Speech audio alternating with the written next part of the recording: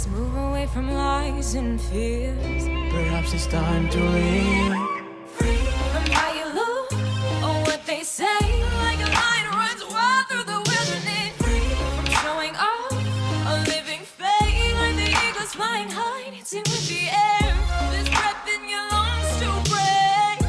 Say, God, take this mask away. You see, he won't let you stay. Living in hollow days.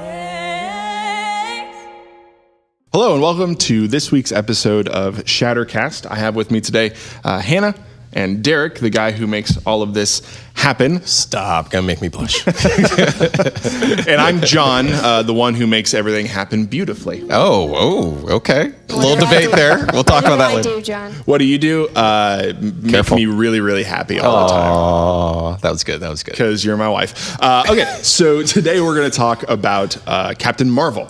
We've all seen it. Derrick, you saw it a couple days ago. We saw it the day after it opened. Mixed feelings around the table. Some of us liked it. Some of us felt it could have been a little better. First thing I want to do, though, is go around the table and maybe talk about the things that we enjoyed the most. Starting with you, Hannah. I think one of the things I enjoyed the most about Captain Marvel is that I think this is the kind of movie that you can really easily go into, like championing Captain Marvel herself and like coming out of it as like, this is like the star. But my favorite thing about it was like she wasn't the only star of that movie, I guess. Like all of the other characters were really strong characters and well-developed characters, and they really played into the story really well. So I really enjoyed all the supporting characters in addition to Captain Marvel. Cool. Yeah, Derrick? I like a couple things. They had some good sci-fi design in it with ships and things like that. I'm a big sci-fi fan, so it's really cool how sci-fi they went with this. I loved her costume, her superhero costume. Mm-hmm. It's based on the new Captain Marvel costume from the comics. Captain Marvel used to be Miss Marvel. Miss Marvel had some interesting costume choices, so I'm glad they went with this one. I thought they did a really good job with it, so great job with that. We got to see Nick Fury. He was in the movie for a lot longer than I was expecting, so it was cool. We got a call back to Coulson, everyone's favorite agent. Yeah. That was really cool. There were a couple elements of a really good message. We'll talk a little bit more about that, and so that was pretty good. And then one of the main Skrull bad guy was played by Ben Mendelsohn, and he was amazing. Some things happened, won't give it away, but he turned out to be one of my favorite characters. So. Yeah, both of those good points. I think for me, the things that I enjoyed the most, definitely I agree the villains in this movie.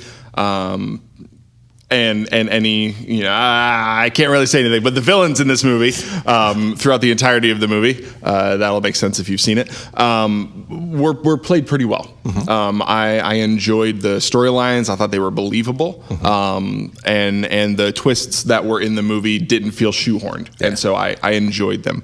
I just loved just how many nods there were to the 90s. I mean, I was a 90s kid, so like there's a Blockbuster in the movie, there's a Radio Shack in the movie. Callback. It's fantastic. That made me really nostalgic. Music, T-shirts, yeah, yes, really cool. All the above. So the callbacks in the 90s were great. The villains were great. I definitely agree about being able to see Nick Fury. I think you guys really hit a lot of the things that I enjoyed most. There's some things in the final act of the movie that I really enjoyed, but I don't want to give anything away. But yeah, I would say I think the third act of the movie is probably the best third of the movie. I think that's where it really gets into a stride and drives it home. Yeah. As sort of a small side note to the 90s thing, one thing that has always bugged me about sci-fi movies is when they go to a more primitive planet, their technology is not compatible with the primitive technology in their sense. But in my eyes, if you're at super advanced, you should be able to adapt to any kind of technology, and that happened in this movie. Her communications technology, she could hook up to a payphone and make it work across galaxies, and I thought that was well thought out. Yeah, cool. One more thing that came to mind. again, without giving too much, about halfway through, Captain Marvel reconnects with an old friend. I like the interaction there, interaction with Nick Fury. And then there's a young girl in the movie who I think just steals every scene she's in. And it was a joy to see that. So some cool interactions with some of those characters. Yeah. What about things you maybe thought that could have been done better? Things that might have been some low points in the film? Hannah? Who wants to go first? I really like Brie Larson. Larson. Brie Larson. But I feel like some of her scenes fell a little flat when it came to her acting. Yeah. She had very big shoes to fill because this was the next big movie after Infinity War. I know we had Ant-Man and the Wasp, but I feel like a lot of people, there's a lot of hype for Marvel, Captain Marvel, and I think she did a fair job, but I feel like there was something lacking a little bit. It's hard to put my finger on it. I agree 100%. I don't know Brie Larson, her acting. She might be a great actor. Some people say she's done some really great stuff. I feel in this movie she was very stoic. She went on like full Tobey Maguire face from Spider-Man movies where like, this is Tobey happy, this is Tobey sad. I felt Brie Larson had sort of that same vibe. And I like Tobey Maguire. Brie Larson can again be a great actor, but I just felt a lot of the performance, and this might have just been an actor choice, this might have been a director's choice, but it came off a little too wooden in some ways, so it took me a while to warm up. There are some cool scenes that she has with some other characters, but for the most part, I wasn't overly impressed. And when you're the lead characters, as you were saying, Hannah, for a movie, you're the title character, we want to, love her. And so I thought it was just okay. So if they do a sequel, I'll be happy to see where they do it, and hopefully that will keep going better. But that was one of my main ones. You mentioned just a little bit about the third act. I feel like it took the movie about half of its runtime to really hit its footing, and by then a really cool plot twist happens. I won't share what that is, but just getting to there was a little all over the place sometimes. So that was one of my things. I feel like the directing, some of the script writing, some of the jokes fell flat again. Again, there were a few funny scenes, but some things they were trying to make it funny, but just didn't really hit. And they had some inspirational moments like right there, and they're about to like say them, and they didn't really quite go for it as much as they could. So I was just struggling with this movie. I didn't feel it was a bad movie. I just didn't feel like it was super great. I just felt it was okay. And I feel it has a lot of potential, and so I think that was my disappointment in that phase of it. So yeah, when you mentioned like the sort of the motivational things, those uplifting moments where they could have taken it a step further, it almost reminds me of what they did in Spider-Man Homecoming, where Peter Parker, no one ever said with great power comes great responsibility. Yeah, he got so right? close to the he line. Got really close, and he ended up Say saying the like, line. when something bad happens and you have the ability to help and you don't, then it's your fault. Yeah. And I was like, that's They're just like a really tiptoeing. wordy way of saying it. Say the so line. I agree with that. I would say, honestly, the biggest downside of this movie for me, and I will say I really enjoyed it. It's not top 3. It's probably not even top 5 MCU movie for me. But I walked away satisfied. But I will say that one of the things that for me is the biggest pitfall is I think it tried to be a little too Thor Ragnarok for me. And what I mean is, especially near the end of the movie when she finally comes into her own and she's got her powers, and that's not a spoiler, that's literally every origin story movie you're ever going to see. By the end of the movie, they finally have their powers. But it felt a little bit reminiscent of Thor. Just the way in which she got her powers and stepped into her own, and like it just very much paralleled that movie. But I felt like Thor Ragnarok was a better movie. Yeah. And the same thing with the humor. Like they kind of reached for that humor, but they didn't go all the way, and so it's some kind of weird middle ground. So I guess that's weird. I would have never thought that I was going to compare Captain Marvel to Thor Ragnarok, but it's like it was striving for that, but wasn't willing to go all the way, and so they just went here, and this ended up being kind of an awkward place to sit for me. Can I just say, I thought of something else that I really liked, but it's not directly related to the story. Go for it. For those of you who are familiar with the openings of Marvel movies, there's all these scenes built into the logo as it's building up. And Yeah. this Oh, one yeah. was all of the cameos of Stan Lee to honor his passing. That was Yeah, cool. I'm That was I'm good. really glad that you said that because I wanted to and I forgot. When they did the Marvel opening and I saw Stan Lee's face, I was like, wait a second, and then the entire thing was Stan Lee. Whole montage and then was it went to Yep. black and it just said thank you Stan Lee, Yeah, and I that's was cool. like, I'm gonna cry. Take my money, Marvel. right. It was just the legacy. You know, it's insane Yeah. to me. It's just amazing. Very cool. Awesome. Talking about legacy, you want to get to our faith point here? Yeah. All right, so a couple of things that we highlighted, just talking about faith-wise from the movie, and again, without going into too many spoilers, there's a couple people that Captain Marvel looks up to. She has a commander named Jan Rugg, who's played by Jude Law, and a few other people that I can't share because of spoilers. But there's this idea, especially with her commander, is she doing things just to get his approval, just to get his acceptance? And there's a really cool scene where she realizes, you know what, I don't need you to approve of me. I'm doing what I'm supposed to do. I'm doing the right thing. And I think there's two things we wrestle with. I think if you're doing stuff in life to show appreciation to people, for example, your parents might have sacrificed a lot for you, or maybe a teacher or whatever, and you want to live a life that honors them, and hopefully you're doing that to living a life that honors God. I think that's great. Living a life that says, hey, I appreciate all that you've done for me, and part of my gift to you is just living a great life. That's cool. Yeah. If you're living a life, though, where you're always trying to seek someone's approval or trying to do X, Y, and Z just to get their love, then that could be a bad thing. There's a verse in Galatians 1 that says, Paul saying, I'm not trying to live my life to get the approval of people. I'm trying to live my life in a way that honors God. If I was gaining the approval of people, I wouldn't be God's servant. And so I think we just need to be careful as people that just to check our motives. Why are we going to the school? Why are we working this job? Why are we trying so hard? Is it just so we can try to get someone to love us or do this? Or is it because we're just trying to live a good life that says we appreciate all the sacrifices that people have made for us? So I thought that was a cool dynamic. What do you guys think about that idea of seeking approval from others?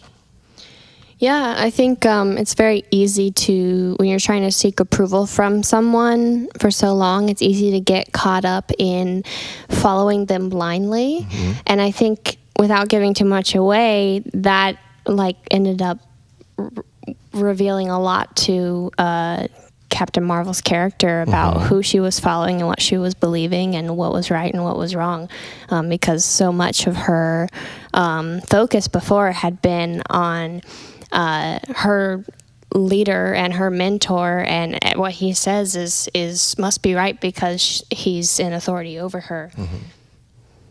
Yeah, and I think it highlights a danger we have without.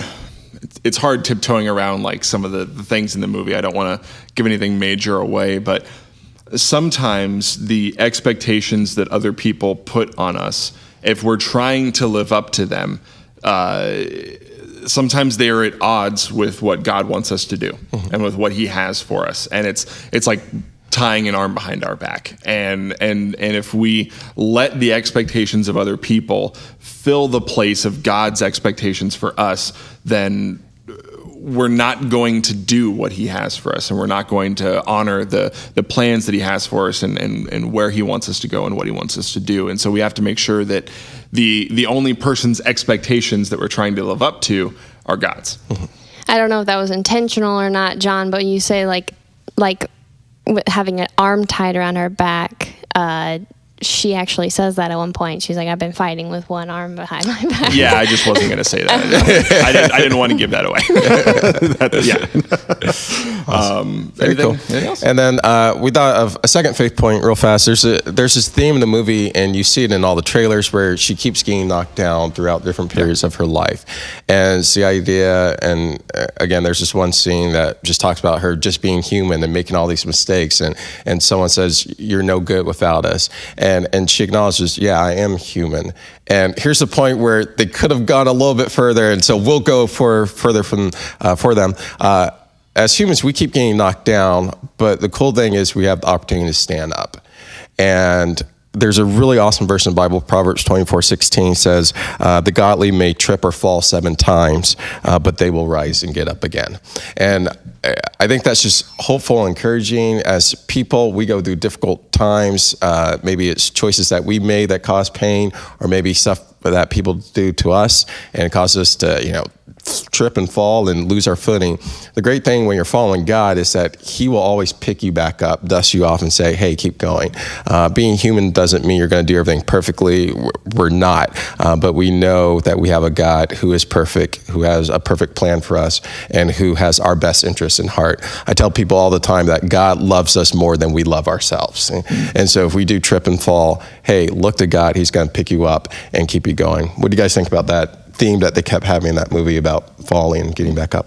I think it's good. I think it's definitely a very it's a common theme. It's not a new idea. Thomas Edison said, "I didn't fail to create the light bulb 2,000 times. I found 2,000 ways in which it won't work." Mm-hmm. But he only had to find one way in which it did for us to get a light bulb, and everything from there on. And it's just you can fall, like you said, you can fall 100 times. Right, but as long as you stand up 101 times, doing good. You're doing well. You're doing really well, and so it's a good reminder that when we do fall, when we are struggling with something, it is counterproductive to beat ourselves up. Yeah, don't wallow in it. Exactly. When you're the way that I like to think about it is talk to yourself like you would a child, mm-hmm. right? If you make a mistake, be kind to yourself. Mm-hmm. Love yourself. The inner voice that you have in here that it tells you, that was really stupid. Why did you do that? You're such an idiot. Like, you wouldn't say that to a 7-year-old kid. Well, at least if you would, you have other problems. You have much bigger problems than your self-image at that point. But be gentle with yourself and be kind to yourself and love yourself enough to be able to say, it's okay. Just get up and don't do it again. Yeah. And that same voice, I think we need to remind ourselves, that's how God speaks to us. If our heart is to follow God, when we trip and fall, he's like, hey, I got you. It's okay. This is why I tell you not to do that. But hey, I love you. Keep going for it. I think sometimes we think God has that harsh voice at us and is yelling at us, and God's like, no, I want to pick you up and make sure you're doing well. So I think that's a good point. I like that. That's good. All right, 30 seconds or less. I want to hear from everyone. How has this movie affected your anticipation of Endgame without giving any spoilers? I wasn't expecting to see as much as I did at the end of the movie. I thought it was going to be purely an origin story, and so I like how it actually gave us a little taste, I think, of the movie, and so that, I think, it'll make it feel a little more connected and a little less like she was transplanted into Endgame. Okay. Derrick? The movie itself takes place before a lot of the Marvel movies happen, so I feel like the movie itself doesn't impact it. There is a mid-credit scene, won't get into, but that ties directly into Endgame, so it made me like, I wonder how they're going to work this out. So yeah, I don't think I ever said on the podcast the 2 ideas I had for an end credit scene that they could do that would make me so unbelievably excited for Endgame, and unfortunately they didn't do either of those ones. They didn't, and I'm really bitter they didn't listen to me. But Marvel, listen to John. I would say the same. It hasn't really affected my anticipation of Endgame. I'm really curious to see what they do, and that's all I feel like I can say. Is I'm cautiously optimistic about the movie and curious to see how they tell the story. So thank you guys very much for being here, and we will see you next time on Shattercast. From how you look or what they say, like a lion runs wild through the wilderness. From showing off a living faith, like the eagles flying high, dancing with me. There's breath in your lungs. Breath in your lungs. Say, God, take this mask away. You see